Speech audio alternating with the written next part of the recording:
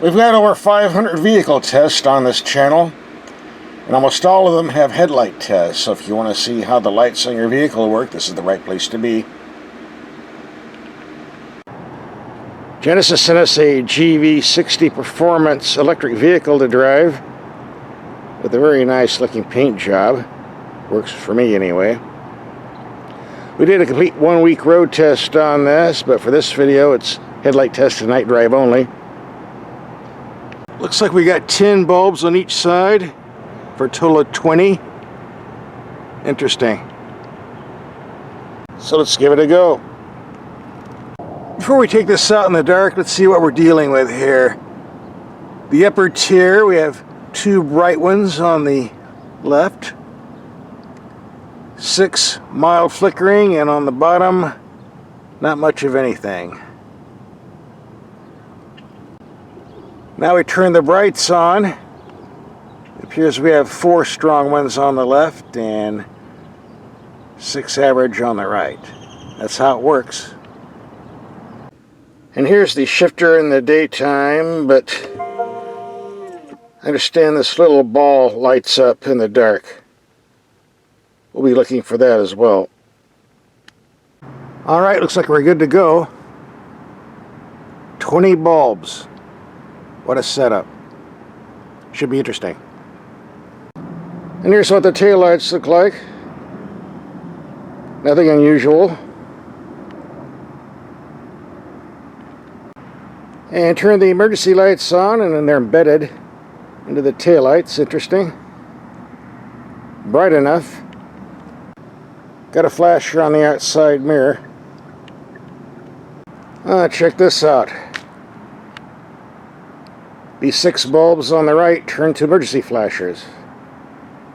Interesting. Turn off the headlights, and definitely easy to see.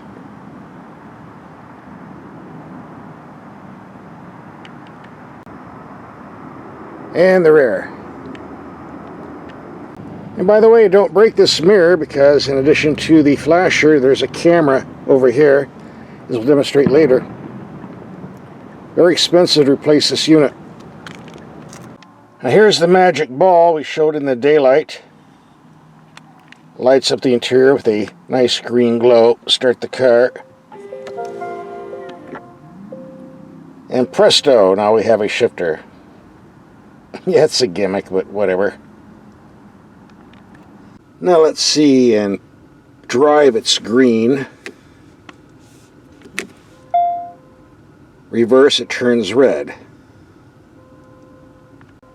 And here's what we see on the nice large info screen.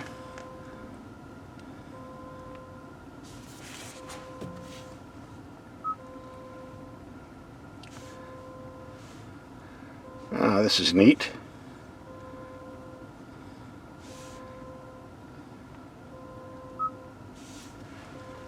And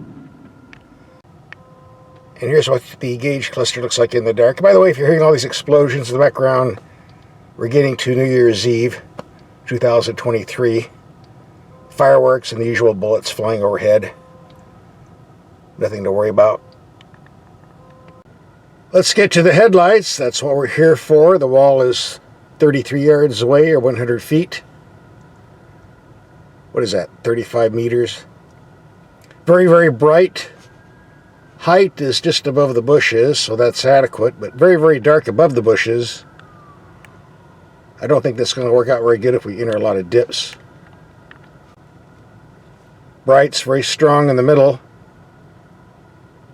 Not much of a spread. Interesting considering we've got 20 bulbs working here. Let's take a look down the dark, dingy street. Normal. High beams are very strong in the middle. No lights at all.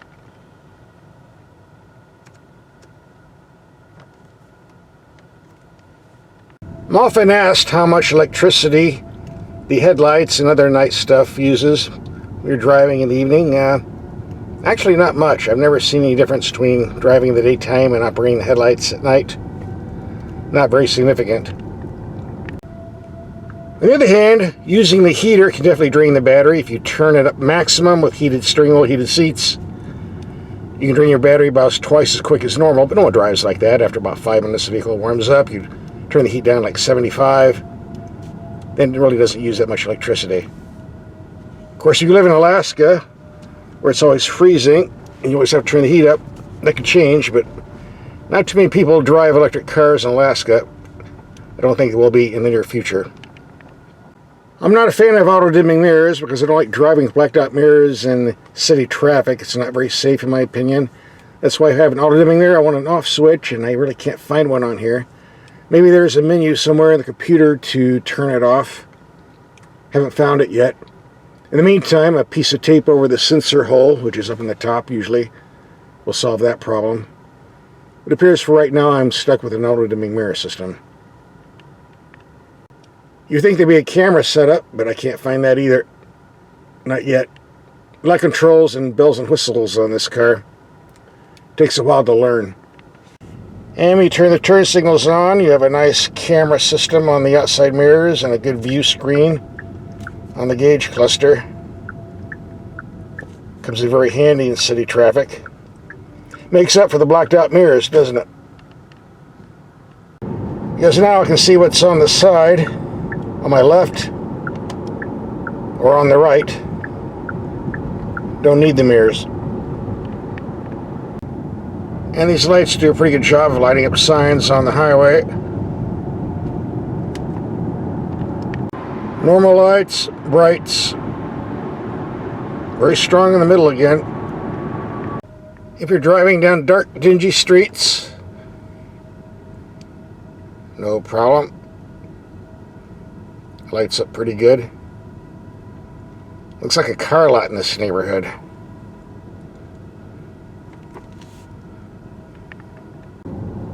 Well, I guess we passed the night test. For the price they're charging, I would hope so. That concludes our headlight test and night drive. If you want to see the entire road test, here's the link. Subscribe. I need the gas money, even though I'm driving electric.